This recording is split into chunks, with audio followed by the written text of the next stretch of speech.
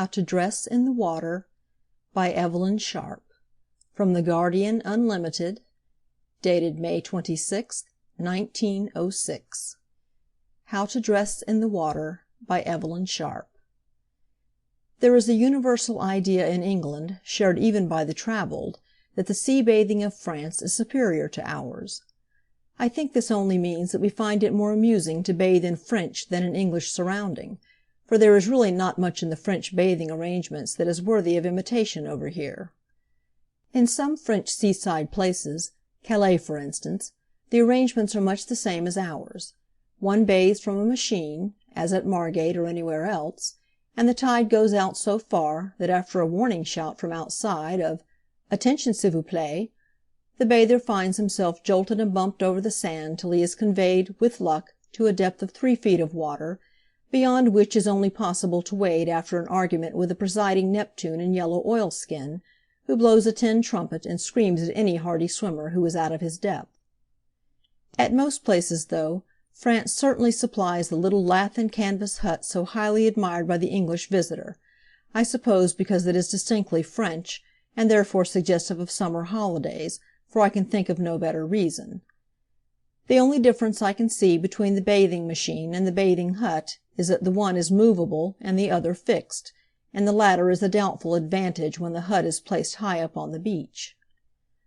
I have always found both equally uncomfortable, stuffy, and ill-lighted, and I have never been able to understand why neither is improved by the simple method of making the roof of ground glass and inserting a skylight in it. The solitary advantage enjoyed by French over English sea baths resolves itself into the tub of hot water supplied at the former, for which one has to pay twice over, first in the form of a ticket, and secondly in that of a tip. The fact is, it is very difficult to make ideal bathing arrangements for the million. The only enjoyable way to bathe is to live on the seashore, use one's bedroom for a machine, and swim whenever inclined. I admit this does not meet the requirements of the mass of summer holiday bathers, but then, I am never really convinced that the summer holiday bathers want to bathe as much as they pretend they do. I am not referring to swimmers, they never bathe in the summer holiday sense. They go out before breakfast without talking about it, and return with an appetite that commands respect for their silence. They do not discuss the state of the water and the temperature. They do not shudder with a fearful joy at the sight of breakers. They do not spend half the morning waiting for a bathing machine with a sneaking hope that they will not get one, and the other half 5 minutes subtracted for the bathe, in dressing themselves with numbed fingers. It would be interesting to know how many people can stand shivering on the steps of a bathing machine without wishing it were all over and that they were dry and dressed again. I know the alleged reason for sea bathing is that it makes you feel so well afterwards, but so does any unpleasant experience, merely by force of contrast. It has never seemed to me an argument for going to prison, for instance. However, the summer holiday world really thinks it likes bathing, and for that reason the dress in which it bathes becomes of some consequence. In France the quality of the bathing dress is higher than in England, though I have seen as ugly visions at Boulogne as at Folkestone, and as charming ones at Folkestone as at Boulogne. Still, mixed bathing, solely becoming general over here, has always existed in France, and this has naturally made the French costume of more importance.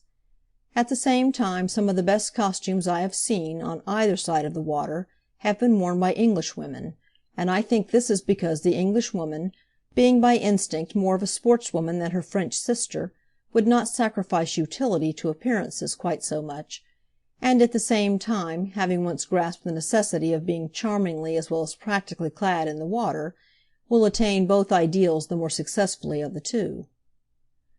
I do not mean by this that English swimming is necessarily better than French. From what I have seen of both there is little to choose between them, and some of the best diving I ever saw was done at Dieppe, largely by the natives. But there is this difference between them. The Frenchwoman who cannot swim simply does not bother about it. She frankly bathes in a few inches of surf, and spends her time conversing with her friends on the beach.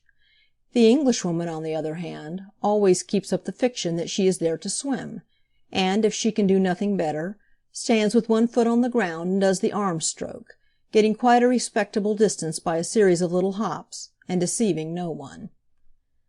Therefore the least skilful of English bathers has some regard for the practical side of her costume, just as the most skilful of French swimmers has some regard for the appearance of hers. And there is not the least reason why a bathing dress should not be practical as well as becoming.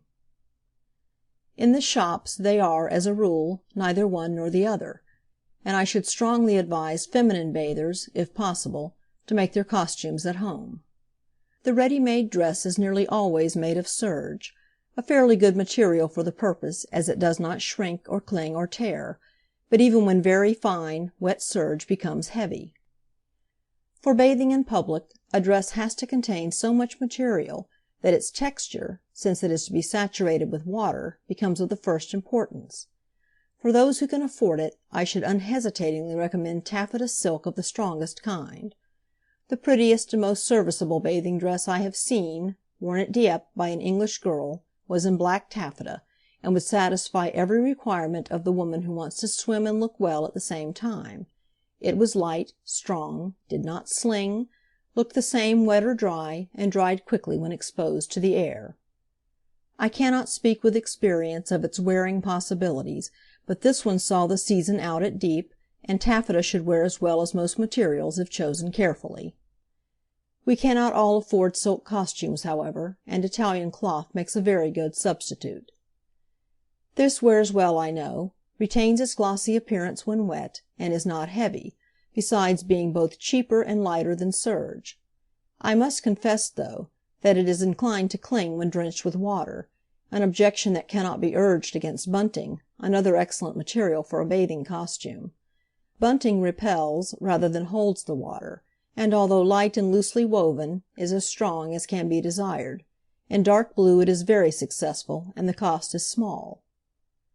I should always be inclined to recommend dark rather than light colors for the water, and personally have a great preference for black, though red can be effective enough if the wearer can rely upon keeping her color when bathing. There is as little variety in the shape as in the material of the ready-made bathing dress, and here again it seems as though it has been designed neither for use nor for appearance. It has a flapping sailor collar that clings round the head in the water. It has stuffy tight sleeves, which impede the swimmer by cutting her arms horribly. It is made in two pieces, the bodice and skirt being combined in a shapeless tunic that more than reaches the knee, but is not long enough to hide the baggy knickerbockers that protrude below it as in early Victorian pictures of little girls. Now nothing ever devised by a dressmaker could well be more unbecoming than a garment that ends well below the knee. A figure of perfect Greek proportions could not be clothed in it and stand the test. Yet it is so easy to design and make a pretty bathing dress. To begin with, the bodice and knickerbockers should be combined into one garment, fastening on the shoulders. The short circular skirt, well gored, should be put on separately. The knickerbockers must end above the knee and the skirt reach to the knee and not an inch lower. Any disinclination to show the knee can easily be obviated by the wearing of stockings, which is very generally done abroad, and adds a finish to the costume without impeding the swimmer. Sailor collars, even when stitched firmly all round, give a high-shouldered appearance which should be avoided. An ordinary turned-down shirt collar could take its place, or the dress might be finished off round the neck with a narrow feather-stitched band, or with a square opening if preferred, though this latter must fit well to keep out the water during a dive. As to the sleeves, I think nothing can better the very simple one I have always worn and found most comfortable for swimming.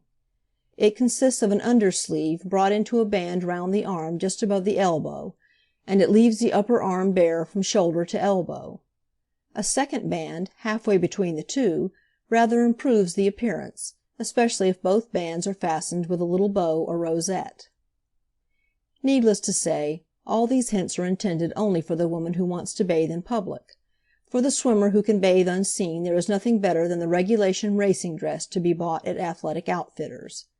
The peignoir is another important part of the costume, especially in France, where the walk from the bathing hut to the sea is to be considered.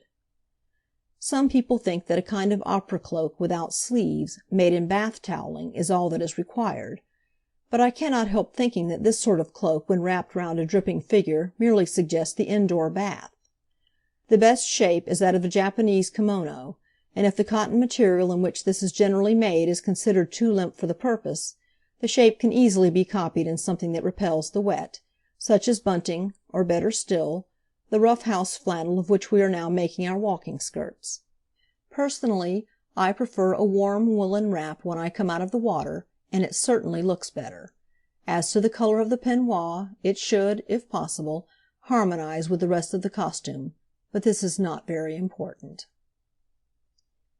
End of article.